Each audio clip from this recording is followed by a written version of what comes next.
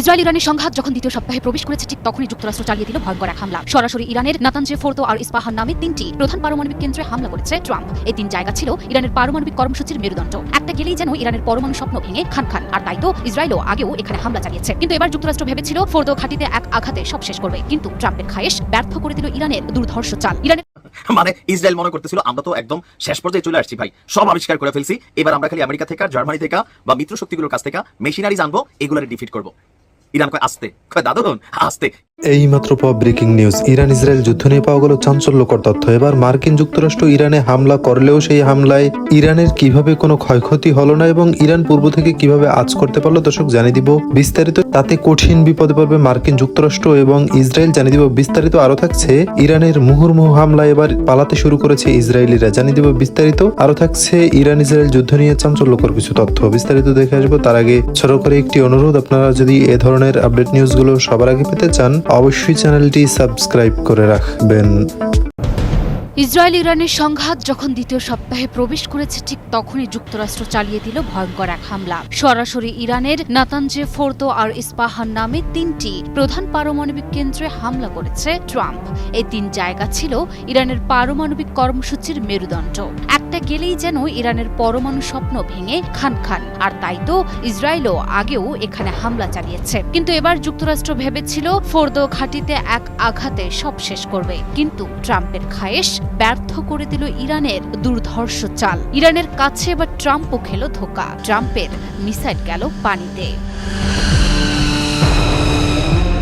কিভাবে ধোঁকা খেল ট্রাম্প? কি করল ইরান? ইরানের তিনটি পারমাণবিক কেন্দ্র লক্ষ্য করে হামলা চালিয়েছে যুক্তরাষ্ট্র। দেশটির president Donald Trump 22 June Bangladesh সময় সকাল 6:45 দিকে এই তথ্য জানান। তিনি সামাজিক মাধ্যম ট্রুথে লিখেছেন, আমরা ইরানে পারমাণবিক কেন্দ্রতে সফলভাবে হামলা সম্পূর্ণ করেছি, যার মধ্যে আছে ফোর্দো, নাতানজ এবং ইস্পাহান। হামলায় অংশ নেওয়া সব বিমান এখন ইরানি আকাশসীমার বাইরে রয়েছে।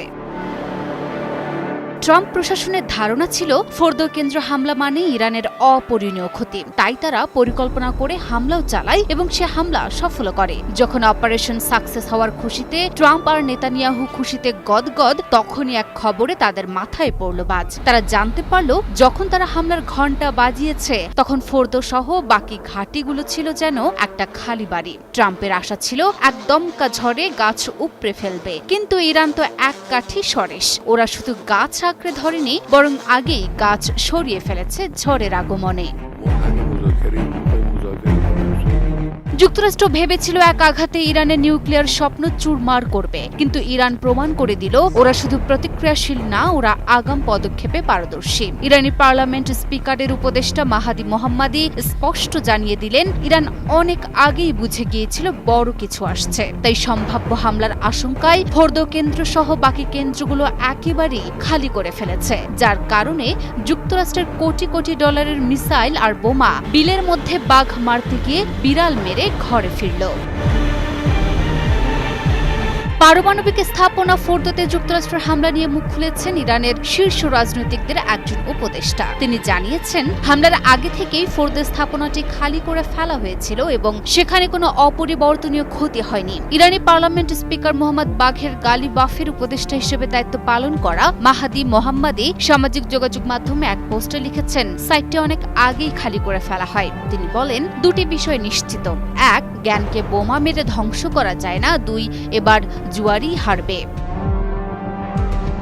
ইসরায়েলের সঙ্গে ইরান বিরোধী যুদ্ধে যুক্তরাষ্ট্রের যুক্ত হওয়া উচিত হবে কিনা তা নিয়ে ট্রাম্প দ্বিধায় ছিলেন, তবে শেষ পর্যন্ত তিনি ইরানে হামলা চালালেন। তবে ট্রাম্প এখনো বলছেন কূটনৈতিক সমাধান সম্ভব, কিন্তু ইরান এতে আগ্রহ দেখাবে কিনা তা স্পষ্ট নয়। এখন প্রশ্ন একটাই, এই হামলার জবাবে কি পাল্টা হামলা চালাবে ইরান? এই সংঘাত আসলে কোথায় গড়াবে আর কত দেশ এতে জড়াবে? মানে ইসরায়েল মনে করতেছিল আমরা তো একদম শেষ পর্যায়ে চলে আসছি ভাই, সব আবিষ্কার করে ফেলছি, এবার আমরা খালি আমেরিকা থেকে, জার্মানি থেকে বা মিত্র শক্তিগুলোর কাছ থেকে মেশিনারিজ আনবো, এগুলারে ডিফিট করব। ইরান কয় আস্তে, কয় দাদুন আস্তে, খেলা শেষ হয় নাকি? খেলাটা কি? আসলটা তো এখন আনিই নাই। আসলটা মানে আসলগুলো তা না, এক না একাধিক। মাত্র গেল 3 দিনে ইরান যে ক্ষেপণাস্ত্রগুলো ইসরায়েলের বিরুদ্ধে ছড়েছে, এই ক্ষেপণাস্ত্রগুলো নিয়ে মাথা ব্যথা টেনশন হচ্ছে ইসরায়েলের, যে কি এগুলা, আমাদের আকাশ প্রতিরক্ষা সিস্টেম কাজে দিচ্ছে না, আমাদের কি বলে যে রাডার সিস্টেম কাজে দিচ্ছে না, আয়রন ডোম কাজে দিচ্ছে না, একের পর এক ঢুকে যাচ্ছে, তাও আবার এমন এমন জিনিস মারে, একটার মধ্যে 4টা মাথা, আবার একটার ভিতরে অসংখ্য মাকড়সার মতন ডিম, মানে কোন দিকে যাব? এর মাঝখানে ইসরায়েলের আরেক সারপ্রাইজিং নিউজ দিছে ইরান। একের পর এক ক্ষেপণাস্ত্রে, মানে ইরানের যে ক্ষেপণাস্ত্রগুলো সর্বশেষ যখন নাজেহাল অবস্থায় ইসরায়েল প্রতিরোধের ক্ষমতাও ফুরিয়ে আসছে, অথচ ইরান বলছে এখন পর্যন্ত নাকি নিজেদের নতুন প্রজন্মের ক্ষেপণাস্ত্র ব্যবহারই করেনি। সামরিক বিশ্লেষকদের একটি অংশ বলছে যে এই খবর শতভাগ সত্যি। আপনার বিশ্লেষকরা বলছে ইরান দফায় দফায় ক্ষেপণাস্ত্র হামলা চালালেও এগুলো শুধুমাত্র একদম প্রাথমিক লেভেলের যে ক্ষেপণাস্ত্রগুলো আছে এগুলা মোর দ্যান ইম্পর্টেন্ট কোনো ক্ষেপণাস্ত্র এখনো ছড়েনি। এ পর্যন্ত ইরানের হামলাগুলোর 10টি বৈশিষ্ট্য ইসরায়েলি আকাশ প্রতিরক্ষা ব্যবস্থাকে অকার্যকর করে দিয়েছে। আর এর মাঝখানে যদি ইরান তাদের নতুন প্রজন্মের ক্ষেপণাস্ত্রগুলো সামনে আনে অথবা ব্যবহার করে, তাহলে ইসরায়েলের অবস্থান কি হবে? ইরান বলছে ইসরায়েল আত্মসমর্পণ করতে বাধ্য হবে। যুক্তরাষ্ট্রের গোয়েন্দা মূল্যায়নের সঙ্গে সম্পৃক্ত একজন মার্কিন কর্মকর্তা এই তথ্য দিয়ে বলছে, দেখেন তথ্যটা কে দিছে, আমেরিকা গবেষণা করে বলতেছে যে গত 13ই June Israel operation rising lion শুরু করার পরে ইসরায়েলি ভূখণ্ডে প্রায় 400 ব্যালিস্টিক ক্ষেপণাস্ত্র ছুড়েছিল ইরান। মানে আমরা নিউজটা একদিন আগেরটা বলছি। ইসরায়েলের দাবি তাদের আকাশ প্রতিরক্ষা ব্যবস্থা বিশেষ করে উচ্চতর ব্যালিস্টিক ক্ষেপণাস্ত্রগুলোকে প্রতিহত করার জন্য তৈরি অ্যারো সিস্টেম ইরান থেকে আগত বেশিরভাগ প্রজেক্টাইলকে ভূপতিত করতে সক্ষম হয়েছিল। তবে শেষ অংশে গত 2 থেকে 3 দিন যে ক্ষেপণাস্ত্রগুলো ইরান ছুড়ছে এগুলোর বেশিরভাগই তাদের কাছে অপরিচিত।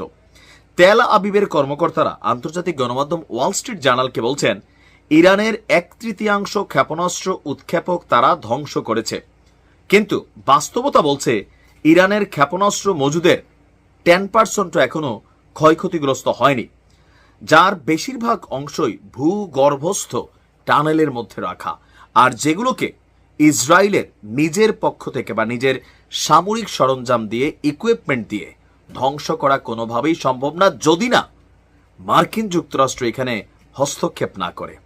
আর অলরেডি ইরানের কাছে মার্কিন যুক্তরাষ্ট্র এবং জার্মানি প্রায় 13 কার্গো, মানে 13টা বিমান ভর্তি সামরিক সরঞ্জাম রসদ পাঠিয়েছে। সেখান থেকে কেউ কেউ বলছেন যে ইসরায়েলকে এবার যে মেশিনারিজগুলো দেওয়া হচ্ছে বেশিরভাগই হচ্ছে আকাশ প্রতিরক্ষা সিস্টেম, যেই সিস্টেমকে নিয়ে ইসরায়েলের দীর্ঘদিন যাবৎ একটা গর্ব ছিল, কিন্তু সেই গর্ব এখন ধুলির সাথে পরিণত হয়েছে। এর মাঝখানে ইরানের এমন বার্তা বা মার্কিন গোয়েন্দাদের এমন তথ্য ইসরায়েলের কি ঘুম ঠিক রাখছে? গুরু, খেলা তো শুরু। ভালো থাকুন। দেখতে পেলেন বিস্তারিত এ সম্পর্কে আপনাদের মতামত কমেন্টে লিখে পাঠাবেন। ভিডিও ভালো লাগলে চ্যানেলটি সাবস্ক্রাইব করতে ভুলবেন না। এবারের মতো এখানেই বিদায় নিচ্ছি, শীঘ্রই দেখা হবে নতুন কোনো ভিডিও নিয়ে। ততক্ষণ সকলে ভালো থাকুন, সুস্থ থাকুন। আসসালামু আলাইকুম ওয়া রাহমাতুল্লাহি ওয়া বারাকাতুহু।